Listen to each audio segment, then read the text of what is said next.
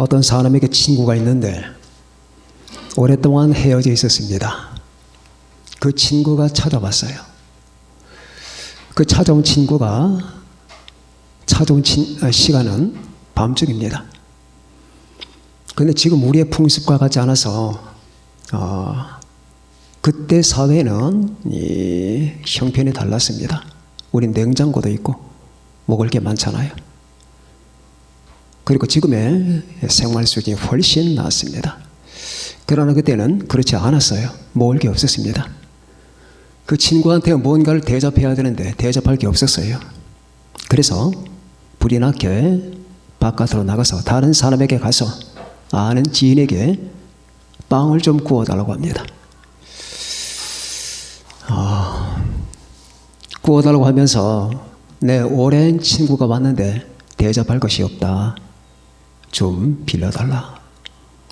떡 3덩어리만 주세요. 라고 얘기하는 내용입니다. 이 장면이 제게는 시사하는 바가 많아요. 밤중이에요.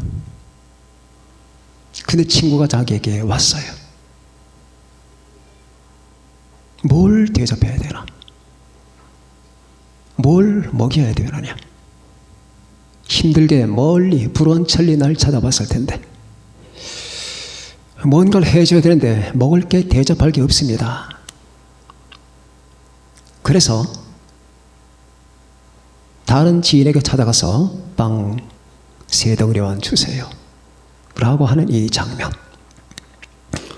특별히 떡 3덩어리를 뭐 신비스럽게 해석할 필요는 없어요.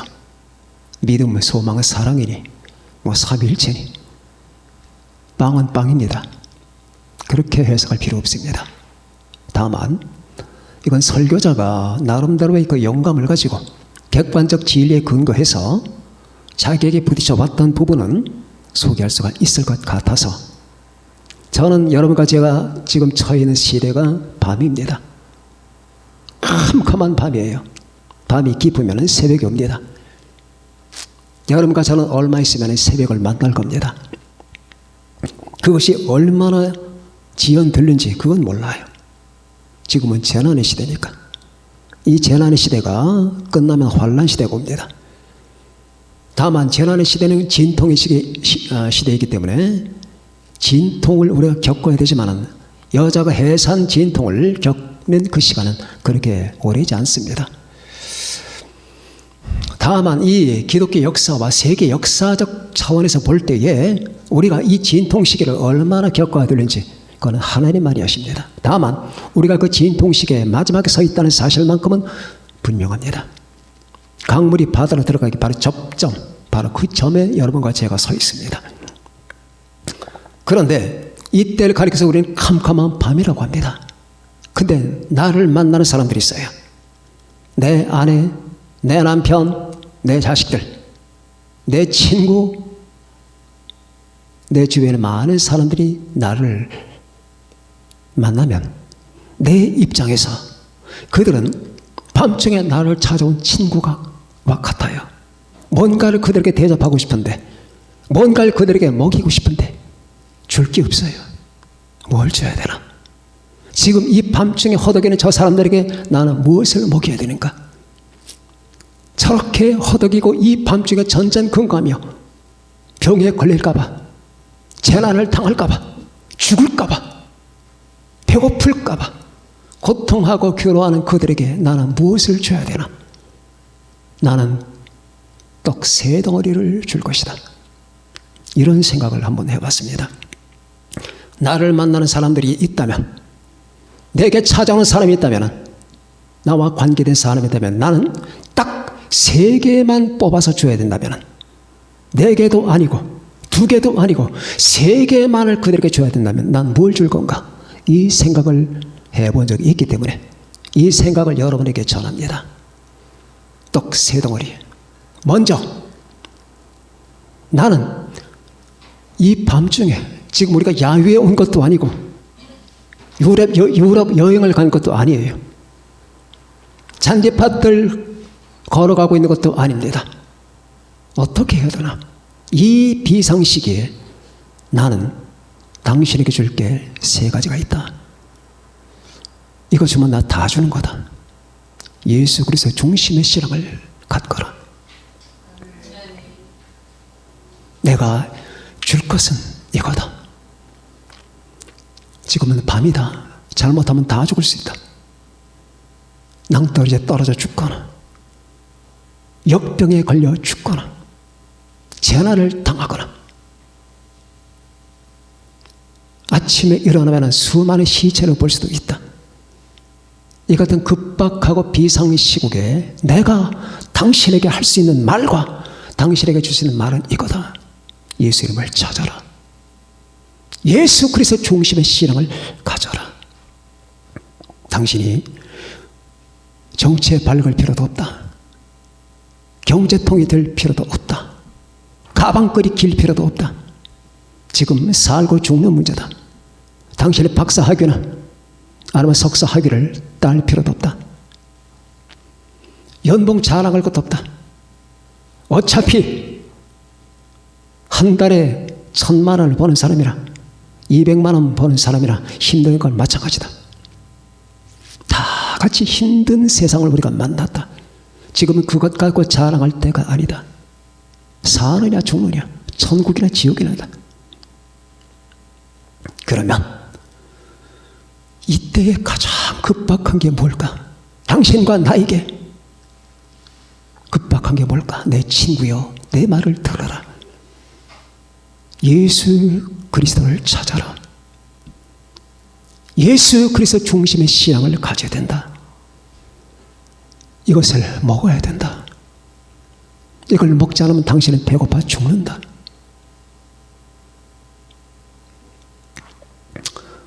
자,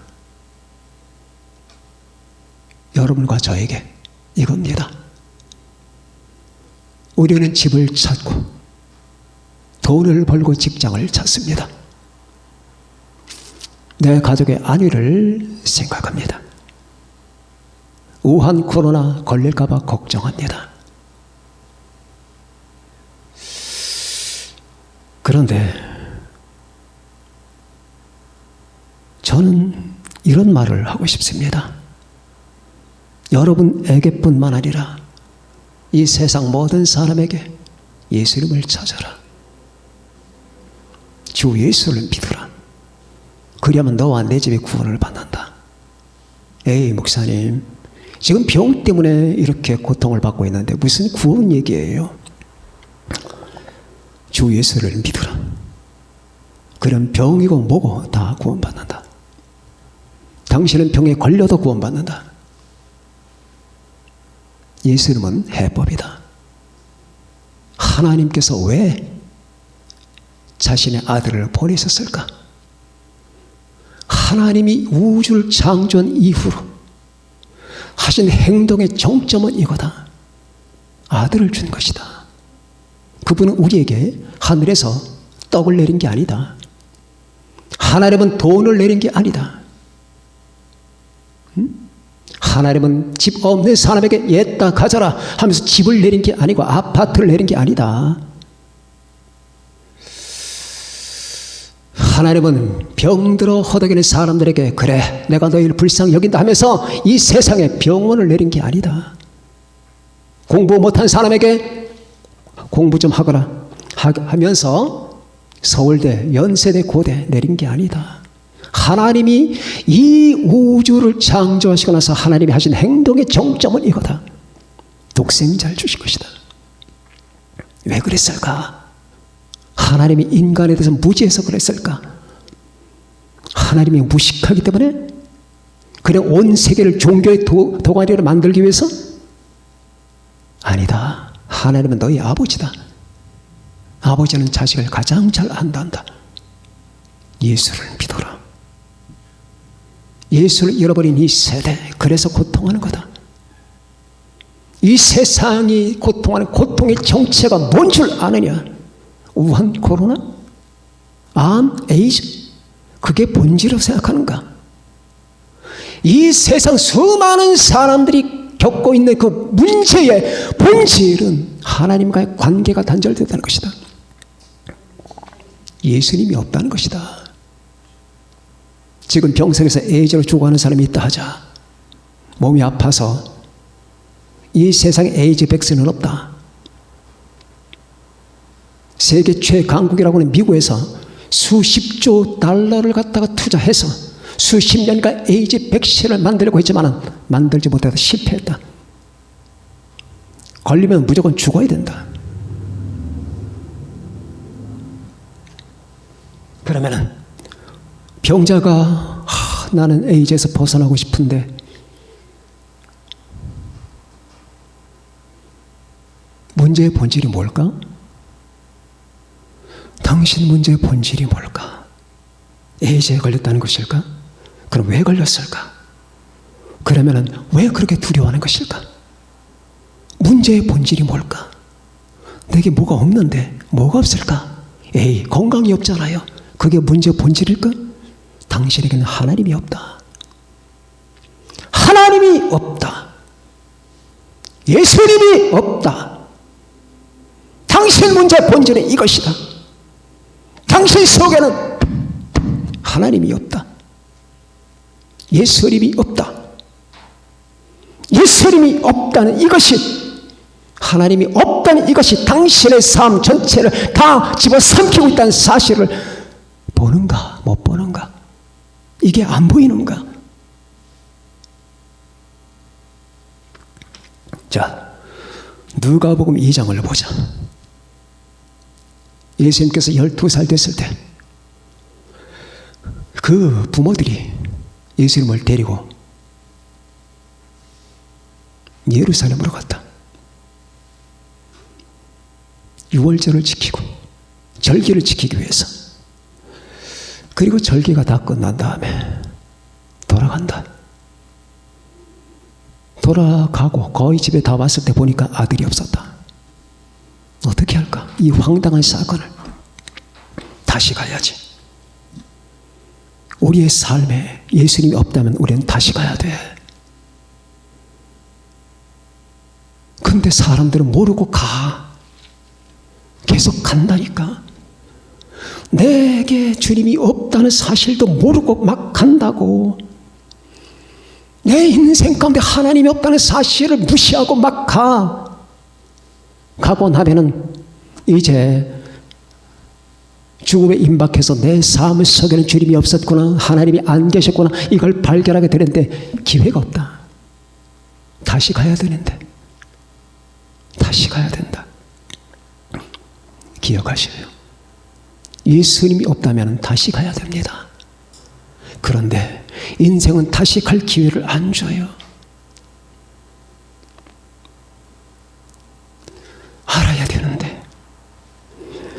알아야 되는데 문제의 본질이 뭐라고 하는 걸. 사람들은 문제의 본질이 내가 돈이 적다는 거, 집이 없다는 거, 직장이 시원치 않다는 거, 병이 걸렸다는 거, 재산이 좀 부족하다는 거, 이건 줄 알아. 이건 문제의 본질이 아니야. 이 세상에 많은 분들 기억해 두세요.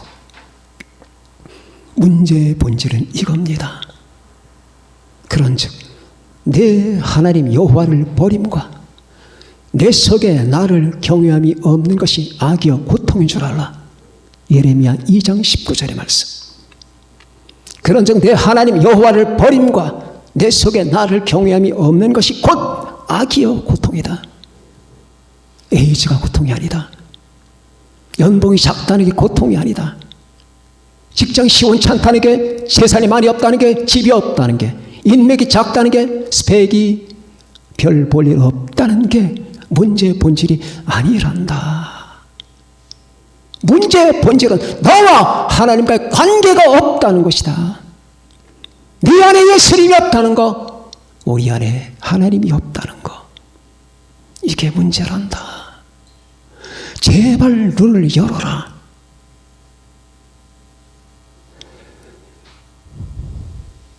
너 여지껏 그렇게 살았지? 살아가는 친구여, 예수를 찾거라. 예수 그래서 중심의 신앙을 가져야 된다. 나 이 빵을 너에게 주고 싶다. 이 밤중에, 이 캄캄한 세상에. 두 번째, 이 캄캄한 세상일수록 사람들은 잠들기 쉽습니다. 이 마지막 세상에서 정말로 중요한 삶이 어떤 걸까요? 우리는 눈만 뜨면 봅니다.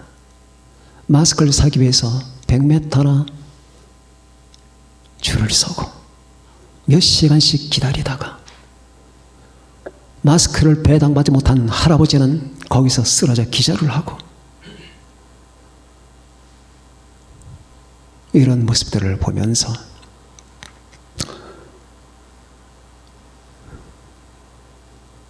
이런 일이 벌어지니까 어느 당 국회의원은 얼마 전에 대통령에게 모든 교회들이 예배 드리는 걸 허락받게 하라, 이런 말 같지 않은 말을 하는 자들도 있어요.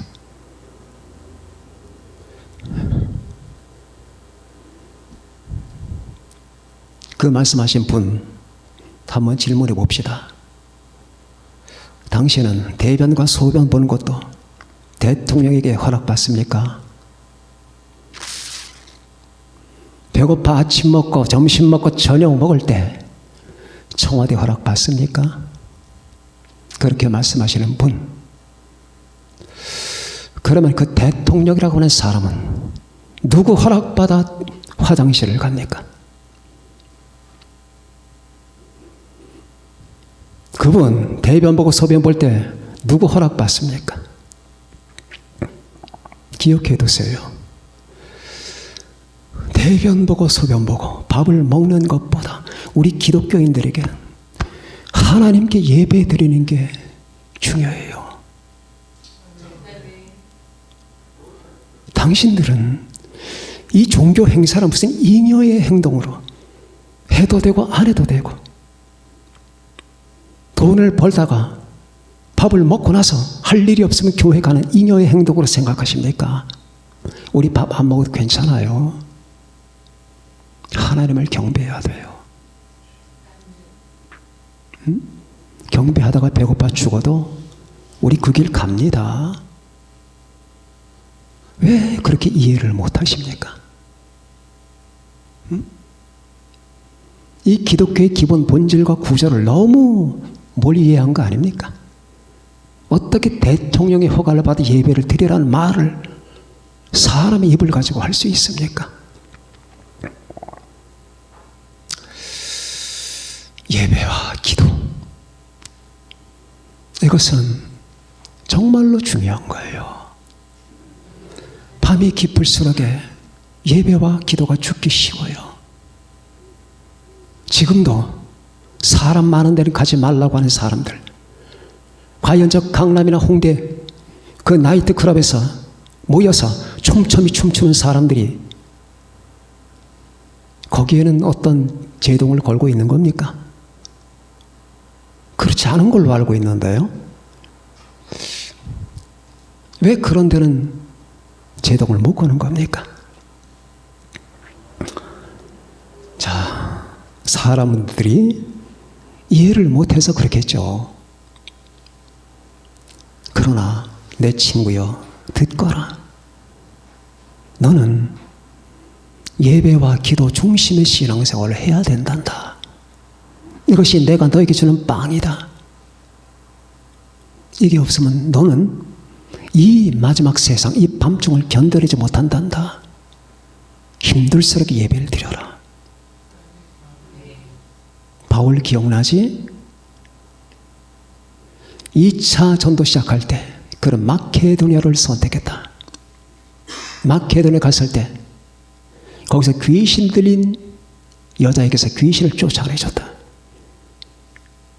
근데 공교롭게도 그 여자가 점치는 여자였고 주인에게 이익을 끼치는 사람이었다.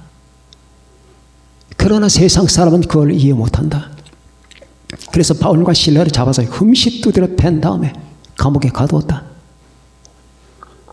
얼마나 맞았고 주의 복음을 전한다는 이유 때문에, 그 여자를 귀신에게서 해방시켜 줬다는 이유 때문에 핍박을 받지 않느냐. 이 세상에는 착하기 때문에 받는 핍박이라는 게 있단다. 그가 올바르기 때문에. 여러분 올바르게 살아보세요. 반드시 여러분을 증오하는 사람이 나타납니다. 내가 올바르고 착하고 바르게 정직하게 경건하게 살면 모든 사람이 날 존경할 것 같은가요? 저는 아예 그거 다 포기했습니다. 그게 정직한 게 좋아서 정직한 거지. 정직함으로 말미암아 사람들이 인정받고 싶은 마음은 없어요. 자, 그래서 바울 사도가 실라와 함께 그렇게 맞은 다음에 밤중에 얼마나 힘들고 아팠겠어요. 그것도 남의 나라에서. 그런데 그 밤중에 맨 먼저 한 행동이 뭘까요? 일어나서 하나님을 찬양하고 예배하고 기도하는 거였어요. 이게 뭔지 아십니까? 왜 우리가 그래야 되는 줄 아시는 건가요? 우리 사랑하는 교우 여러분들 다 아시리라 봅니다. 왜 내가 아픈데, 왜 내가 고달픈데, 왜 내가 바로 지금 죽기 직전인데, 왜 내가 숨 쉴 힘도 없는데, 그런데 왜 나는 하나님을 예배해야 되는 건가? 왜 나는 예수님을 찬양해야 되는 건가? 내가 지금 아픈 게 중요하냐, 예배하는 게 중요하냐? 내가 지금 죽는 게 중요하냐, 아니면 예수님을 사랑하는 게 중요하냐? 어떤 게 더 중요할까요? 아마 이 세상 여러분들은, 사람들은 제가 지금 무슨 말을 하는지 모를 겁니다. 뭐가 중요합니까? 왜 우리는 그래야 될까요? 선택의 여지가 없습니다. 하나님이 우리를 사랑하셨어요. 하나님이 우리를 창조하셨어요. 예수 그리스도가 여러분을 위해서 십자가 지셨습니다. 여러분과 저를 영원토록 하나님 안에 살게 하기 위해서 우리가 받을 고초와 모든 형벌과 저주를 다 한꺼번에 짊어지신 그분을 우리는 사랑해야 됩니다. 우리가 나의 잘 사는 것, 돈 버는 것, 아프지 않은 것, 우리 가족이 행복한 것, 여기에 관심을 두는 동안 내 관심은 주님에게서 떠나거든요. 난 그렇게 살고 싶지 않거든요. 내 관심은 사나 죽으나 자라깨나 오늘과 내일 우리 하나님을 향하여 우리 주님께, 자, 저기서 적군이 찾아옵니다. 그 적군을 막느라고 내 평생을 다 보낸다면 나는 언제 그 하나님을 사랑할 건가? 내가 내 자식에게 매몰되어 있는 동안 나는 언제 우리 주님을 섬길 건가? 언제? 내가 내 인생, 내 삶을 다 거기다 투자한 다음에 언제 내가 하나님을 한번 마음껏 예배하고 경배할 수 있을 건가? 아, 그런 거구나. 밤이 깊을수록에 여러분과 저는 예배, 기도 중심의 신앙생활이 됩시다. 세 번째, 이제 밤이 깊었으니까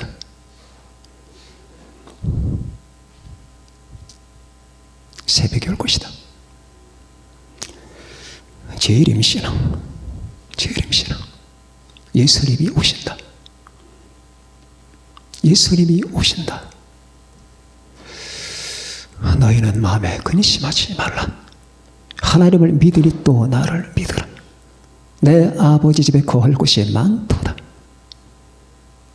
그렇지 않으면 너희에게 일렀으리라. 내가 너희를 위하여 거처를 예비하러 가노니 지금 나 너희를 위해서 거처를 예비하러 간다. 거처를 다 예비하면 내가 다시 와서 너희를 내게로 영접하여 나 있는 곳에 너희도 있게 할 것이다. 내가 어디로 가는지 너희가 알리라. 내가 거처를 다 마련하면 다시 온다. 이것은 이 시대 대통령이 말한 게 아니고, 장관이 말한 게 아니고, 과학자가 말한 게 아니고, 그리고 아인슈타인이 말한 게 아니에요. 하나님의 아들 우리 주 예수님이 하신 말씀이에요. 그분과 우리는 언약을 맺었어요. 피의 언약.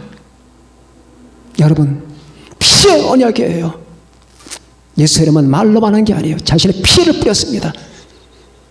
피의 언약 속에 있어요. 그 언약자가 거짓말할까요? 그 언약자가 여러분 시건을 할까요? 다시 28절에 나옵니다. 내가 갔다가 다시 오마. 갔다가 다시 오마. 이런 말들은 성경이 많습니다. 그때까지 볼지어다. 내가 세상 끝날까지 너희와 항상 함께 있으리라. 그런 말씀 많습니다. 밤이 깊고 낮이 가까웠으니 그러므로 우리가 어둠의 일을 벗고 빛의 갑옷을 입자. 뭘까요? 자, 재림신앙입니다. 친구요, 재림신앙을 가져야 된다. 마지막 방이다. 자, 아까 두 번째 대제에서 저는 예배와 기도의 신앙을 갖자라고 했습니다. 두 부부가 체포가 됐습니다. 남편과 아내가 체포가 됐는데 죄질이 중요해서 지금 그 재판관들이 볼 때 죄질이 중요하다 해서 독방에 가뒀어요. 독방에. 근데 따로따로 가둡니다. 내 남편 지금 어디에 갇혀 있는지, 내 아내는 어디에 갇혀 있는지 몰라요. 그리고 언제 끝날지도 모릅니다. 10년이고 20년이고. 그러면 둘이 단절되겠죠. 단절. 이게 바로 현실의 상황이거든요. 자, 그러나 한번 이런 조건이 주어진다고 생각해 봅시다. 두 사람에게 휴대폰이 주어집니다. 그리고 매일마다 충전할 수가 있어요. 만일 이 휴대폰이 고장나면 다른 휴대폰을 줍니다. 그러면 비록 독방에 갇혔다 하더라도 둘은 항상 교통할 수가 있는 거예요. 그게 바로 아까 이 시대의 기도의 필요, 이 캄캄한 단절된 세상 속에 필요한 것이 바로 기도라는 게 바로 이런 의미거든요. 아, 그렇구나. 세상 사람에게는 이 휴대폰이 없어요. 믿지 않는 분들에게는. 그래서 여러분과 저는 예배 드리고 하나님께 기도하는 겁니다. 그런데 이제 이 세 번째로 이 두 부부가 드디어 소식이 날라왔습니다. 당신은 몇 날 며칠 둘 다 해방됩니다. 석방됩니다. 그게 1년도 안 남았어요. 그럼 계속 기다리겠죠? 지금까지 한 20년 동안 내 아내를 못 만났고 내 남편을 못 만났는데 이제 금년에 만나. 어떻게 변했을까? 검은 머리 팥불이 됐을까? 몸이 많이 쇠했을까? 어떻게 변했을까? 20년 동안 독방에. 보통 사람 같으면 다 죽었겠죠. 제가 비유를 드릴까? 그런데 몇 날 며칠 날짜까지 정해졌는데, 그런데 석방되든 말든 그런 거 나 관심 많소. 에이, 석방될 리가 있겠어? 그러면서 거기서 아예 독방을 내 운명으로 받아들여 살아갈 사람이 있을까요? 아니죠. 그 석방될 날을 손꼽아 기다리는 거예요. 마찬가지로 우리가 이 세상에서 석방될 날, 우리 주께서 공중에 강림하실 그 날, 자신의 사랑하는 신부를 끌어올리실 그 날, 하나님의 성령을 통해 이리 올라오노라 하는 고령과 천사들의 소리와 하나님의 나팔로 친히 강림하시는 그 날, 그 마지막 날, 여호와의 날, 우리 하나님이 수없이 성경을 통해서 약속하신 그 날을 우리는 당연히 기다려야 됩니다. 이게 밤중이에요. 우린 지금 최악의 밤, 가장 깊은 밤에 있습니다. 이때 나에게 필요한 게 뭘까? 그렇다 친구요, 나는 이 신앙을 가지고 있단다. 자네도 이 신앙을 갖거라. 재림의 신앙이다. 수많은 사람이 재림 신앙이 없단다. 교회 가도 재림말 하는 데가 그렇게 흔치 않단다.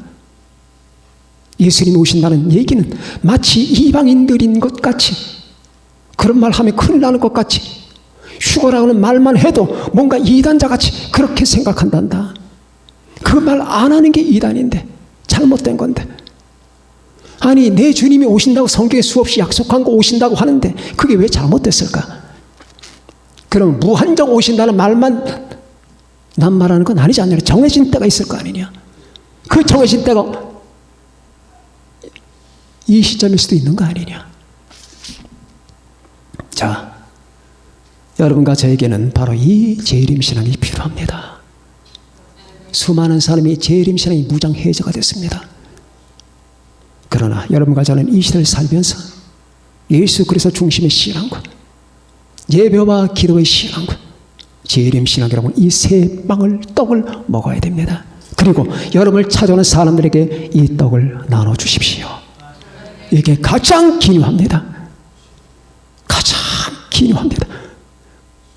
물론 이 외에도 10가지, 20가지 뽑아낼 수가 있습니다. 그러나 그 10가지, 20가지, 30가지 중에서 딱 3개만 뽑으라면 저는 사랑하는 친구여, 이 떡 3덩어리만 자네에게 주겠다 하고 싶습니다. 사랑하는 여러분과 저, 그리고 이 세상에 있는 많은 우리 교우들, 하나님을 믿지 못하시는 분들한테도 여러분, 저는 이런 말을 하고 싶어요. 그래서 우리가 결국은 이 밤을 지나고 드디어 우리의 님을 만나는 그 시간이 되기를, 그때까지 우리 모두가 승리하기를 우리 주 예수님의 이름으로 축원합니다. 그렇게 사시겠다는 분들은 아멘 하십시다.